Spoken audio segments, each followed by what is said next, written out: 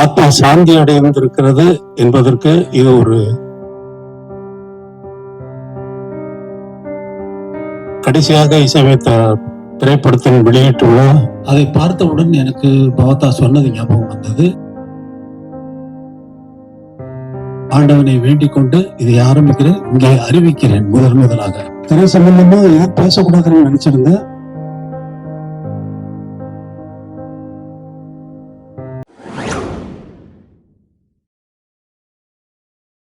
வந்திருக்கக்கூடிய பெருமக்கள் அனைவருக்கும் என் வணக்கம். இன்று பவதாவினுடைய ஒரு ஆண்டு நிறைவு நாள். என்று ரொம்ப ஆச்சரியமான விஷயம் என்னன்னா, இன்னைக்கு பிறந்த நாள் பவதாவுக்கு. இந்த பிறந்த நாளே பவதா போன அந்த திதி இன்னைக்கு தான் வருது. திதியும் பிறந்த நாளும் ஒன்றாக வருவது என்பது யாருக்கும் நடந்ததில்லை. இது மிகவும் ஆத்மா சாந்தி அடைந்திருக்கிறது என்பதற்கு இது ஒரு நல்ல உதாரணமாக நான் இங்கே குறிப்பிட விரும்புகிறேன். அவர் கடைசியாக இசையமைத்த திரைப்படத்தின் வெளியீட்டு விழா இங்கேயே நடக்க வேண்டும் என்று தயாரிப்பாளர்கள் வேண்டிக் கொண்டதற்கிணங்க இங்கே அதற்கு நான் அனுமதி கொடுத்தேன். இங்கே அந்த விழா நடந்து முடிந்தது. இனி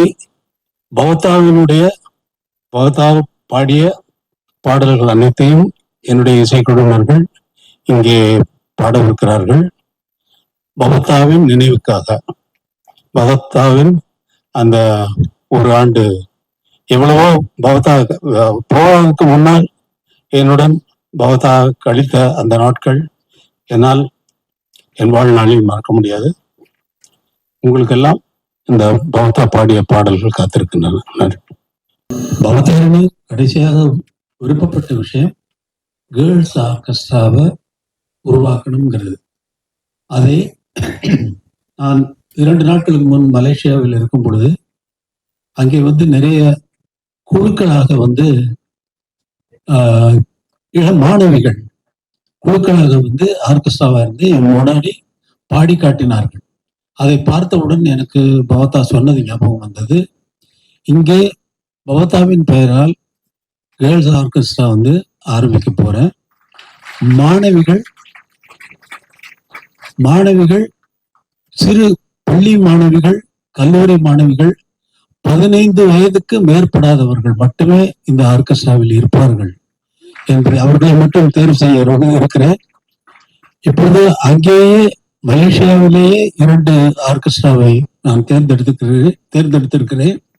உலகம் முழுவதும் இந்த ஆர்கெஸ்ட்ரா, உலகிலிருந்து எந்த மூலையிலிருந்து வந்தாலும் இந்த ஆர்கெஸ்ட்ராவில் பணிபுரியுமாறு இசை புரிந்து மக்களுக்கு என்றென்றும் அளித்துக் கொண்டிருக்கும் வகையிலே இந்த ஆர்கெஸ்ட்ராவை உருவாக்க திட்டமிட்டு இருக்கிறோம். அது சரியான நாள் வருகின்ற நேரத்திலே நான் அறிவிப்பேன். மாணவிகள் தங்கள் பெயரும் தொடர்பு கொள்ள வேண்டிய முகவரியும் ஆடிஷன் கொடுத்து அதிலே தேர்ந்தெடுக்கப்பட்டுத்தான் இந்த ஆர்கெஸ்ட்ரா உருவாகும். மிகவும் சிறந்த முறையிலே பவதாவின் பெயர் என்றென்றும் நிலைத்திருக்கும் வகையிலே இந்த இசைக்குழு தொடங்கி உலகம் முழுவதும் பரவும் என்று நான் மிகவும் நம்பிக்கையோடு ஆண்டவனை வேண்டிக் கொண்டு இதை ஆரம்பிக்கிறேன், இங்கே அறிவிக்கிறேன்.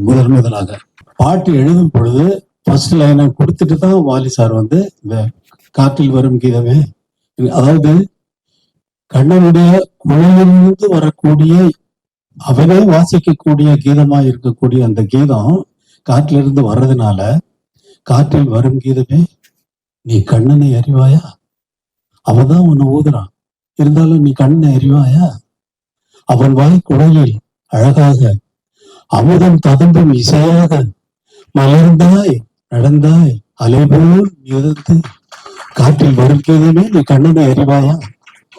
சிவபெருமான் பிரேமையில இருக்குது. அந்த ஒளி சிவனை காட்டிடுமா?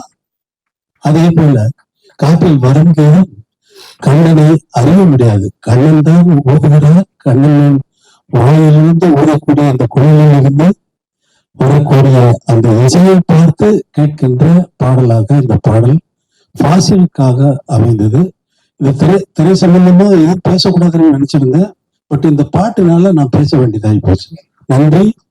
பகவதாவின் நினைவு நாளில் கலந்து கொண்ட உங்கள் அனைவருக்கும் என்னுடைய நன்றி. நன்றி, வணக்கம்.